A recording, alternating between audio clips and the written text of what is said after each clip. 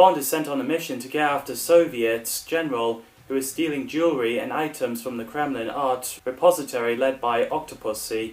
The studio greenlit another James Bond film to be produced and released in 1983, even though there were financial problems at United Artists after Heaven's Gate got released. In May 1981, 1 month after the announcement of the next Bond film, UA was purchased and merged into Metro-Goldwyn-Mayer. Michael G. Wilson, Richard Maybaum, and George MacDonald Fraser were hired to write a film based on short stories from Octopussy and the Living Daylights novel. Little of the plot of the short story Octopussy is used, however, with its events simply related by Bond as the family backstory from one of the main characters. The scene at Sotheby's, though, adapted from a short story The Property of a Lady, included in 1967, and later editions of the collection, while Kamal Khan's response following the backgammon game is taken from Moonraker novel by Ian Fleming. After initially intending the film to set in Japan, Fraser chose India as the setting because of the extensive research on the country for his novel Flashman. George MacDonald Fraser was hired to work on an early script, and he proposed that the story would be set in India, as the franchise hadn't done that country. The first script was delivered not long after the release of For Your Eyes Only. Michael G. Wilson and Richard Maybaum went to rework the script. They discarded his idea for the opening scene, featuring a motorbike chase set at the Isle of Man, TT, but still kept moments that Alfred R. Broccoli had first criticised, where Bond dressed as a gorilla and later a clown. The movie was rewritten to focus on a jewelry smuggling after a scandal in Soviet Union involving General Secretary Leonid Brezhnev's son-in-law, in which the Moscow State Circus was being used to smuggle jewelry. Those cast reprised the role. Roger Moore was decided to retire from playing James Bond after For Your Eyes Only. When he was reluctant to return, the producers were considering Timothy Dalton and Lewis Collins to take over. Michael Billington, Oliver Tobias, and James Brolin did screen tests, but when non-Eon Bond film Never Say Never Again was announced, Roger Moore was persuaded to return, as it was thought the established actor would fare better against Sean Connery. It has been reported that James Brolin had actually been hired and was on the point of moving to London to begin work on Octopussy, while Albert R. Broccoli wouldn't dispute Oliver Tobias' public statements that he was about to be cast as Bond. Roger Moore, again, is amazing as Bond. Maud Adams plays Octopussy, a Bond girl who's a businesswoman, a jewel smuggler, leading the octopus cult. She's glamorous. In 1982, Sybil Danning was announced in Preview magazine as Octopussy, but was never actually casted, later explaining that Albert R. Broccoli felt her personality was too strong. Faye Dunaway was too expensive. Barbara Carrera was considered, but she turned it down as she was too busy working on Never Say Never Again as Fatima Blush. Passes Kambati and Susie Quahalio were also considered. Barbara Parkins and Kathleen Turner auditioned for the role, so Maud Adams, who played Andrea Anders in The Man with the Golden Gun, had her hair darkened and a few lines were added, got the part. Louis Jordan plays Kamal Khan, an exiled Afghan prince. Kapir Bedi plays Kabinda, Khan's most loyal henchman. Those villains are stellar! Albert R. Broccoli and Louis Jordan were friends in real life. Christina Wayborn plays Magda, Khan's henchwoman and Octopussy's right-hand woman, and her most trusted partner in the octopus cult. Christina is great as Magda. The character was created for the movie, and Pam Grier was considered for the part, but she turned it down. Christina got the part after the producers watched her in The Silent Lovers as Greta Garbo. Steven Berkoff plays Lieutenant General Orlov, a Soviet general, brilliant villain. Albert R. Broccoli's daughter, Barbara, suggests Steven Berkoff for the part, after watching him in his own play, Greek in Los Angeles. Vijay Amitraj plays Vijay, British Secret Service intelligence operative and James Bond contact in India during the investigations of Kamal Khan. Brilliant character. He was first casted in the movie, whom Albert R. Broccoli met while watching the championships in Wimbledon. This movie is Robert Brown's first appearance as M, the head of Secret Intelligence Service, MI6, replacing Bernard Lee as he passed away in 1981. I thought Robert was great. He was recommended by Roger Moore. He's possibly Admiral Hargreaves in The Spy Who Loved Me. Michaela Clavel plays Penelope Smallbone, MI6 secretary and Moneypenny's assistant. She's great too. Apparently she was to replace Lois Maxwell as Moneypenny, but that never happened. Ken Norris plays Colonel Luis Toro, a Latin American military officer. He's great too. Ken doubled for Roger Moore in the same TV series.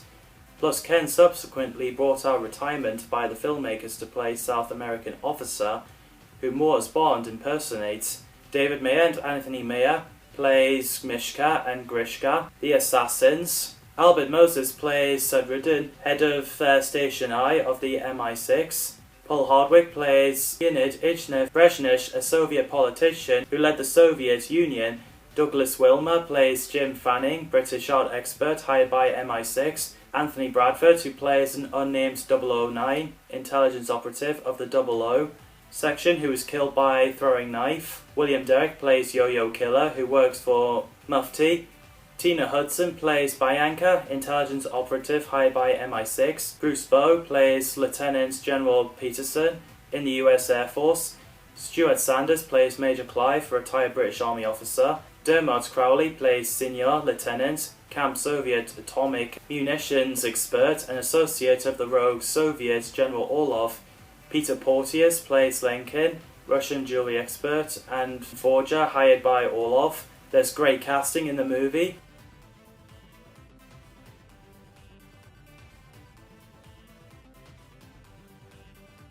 John Barry, who was absent in For Your Eyes Only due to the tax problems, came back to do the music for Octopussy.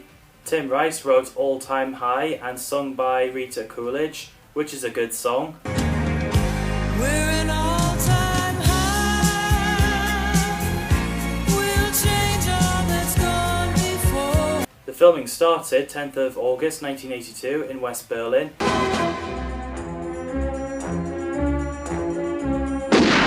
Bond's disguise looked pretty good.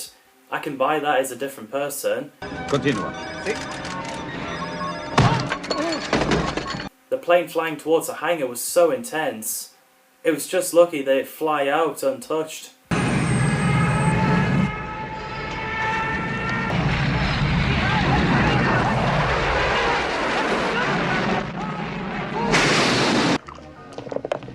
Damn. Always a 666 when you need it. Your luck's got to run out sometime.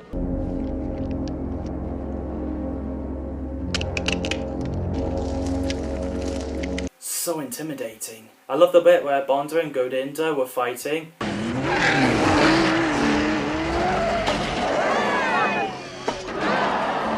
While in separate vehicles, and the crowd's head turn.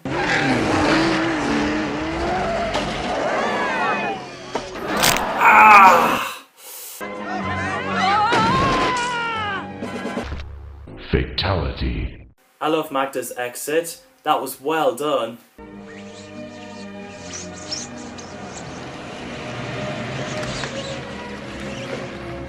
I don't feel like talking. Well, don't worry. You will. You will. Stuffed sheep's head. Plus the sheep head scene reminds me of Temple of Doom. Ugh. Chilled monkey brain. I seem to lose my appetite.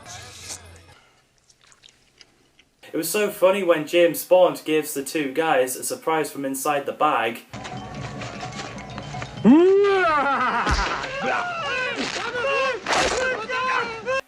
And it was hilarious how Bond stands up to a tiger.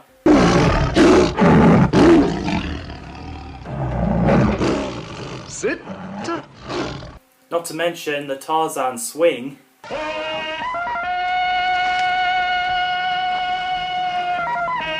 The throwing saw looked so lethal.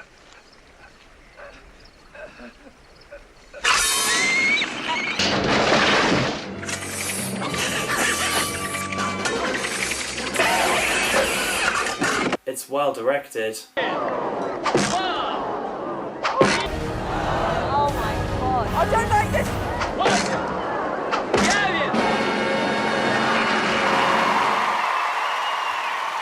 It is terrifying. I don't think I can take that kind of challenge though. After Bond managed to jump off the car and onto the train, putting poor people at the boat at risk. He disguised himself as a monkey, and I just love the fact that he looks at his watch like that, while there was enemies in the same room. It is now 11:45. The performance... Barnes managed to get out of it in time. The train battle is pretty good.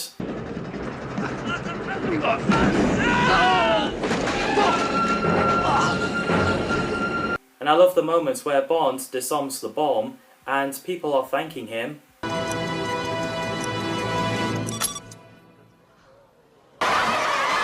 Thank you very much. You did a great job, sir. He hardly gets thanks for doing his job. Roger Moore looks so badass as Bond, the way he slides on the banister firing his machine gun.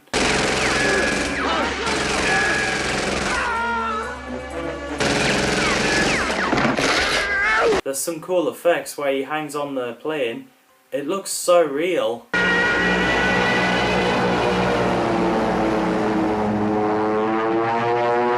I wouldn't be surprised to those afraid of heights cannot watch that scene, especially when you hear your ears go pop. Oh, James!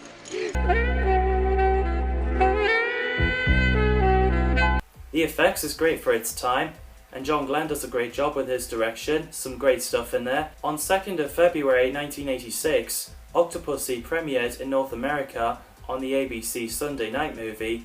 It placed third in its time period with a Nielsen Media Research household rating of 17.4, a 29% audience share, and approximately 25 million viewers. The movie started 18 minutes late due to an overrun early in the day of Wide World of Sports, which may have negatively impacted its performance. Slightly a key action sequence near the end of the film didn't broadcast until after 11:30 p.m. in the Eastern Time Zone. Coming up next is A View to a Kill.